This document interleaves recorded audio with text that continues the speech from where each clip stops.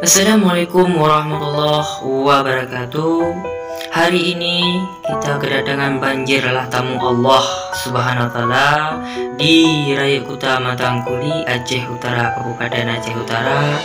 Doakan kawan-kawan semuanya biar tidak ada korban selanjutnya, karena 2020 kemarin banyak sekali korban dan banyak sekali rugi orang-orang yang jualan itu banyak sekali. Maka di 2021 itu kawan-kawan doakan supaya Allah puji bala, dan misalnya ada banjir kayak gini nggak ada yang korban. Ya mohon maaf kepada kawan-kawan semuanya, dan jangan lupa berdoa ya, yang selalu yang baik, yang tidak ada hadinya. Salam dari Aceh, salam dari Aceh, dan kita sama-sama Allah supaya puji balanya manum-manum dan bergudilah sehat manum-manum, karena beli mulang kali yang penali yang berulang kedua kali. Dan lagi Allah mungkin lagi ada yang lihat cobaan dan rintangan kadang-kadang duon kepada Allah, maka Allah berdoa sabuk bala dan sabuk banjir yang mendadak yang sehingga dia jadi korban karena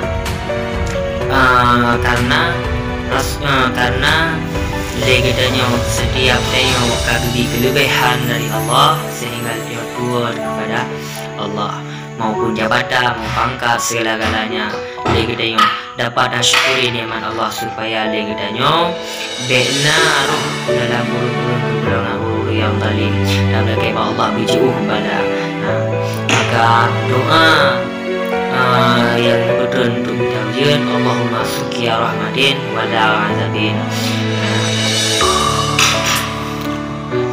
Tunake ba Allah ya Tuhan Dun, betul ujian ya Allah kepada kamu, dan jangan diadik kamu. Betul ujian sampai kamu pada diadik kamu, maka janganlah banjir yang lagi lupa.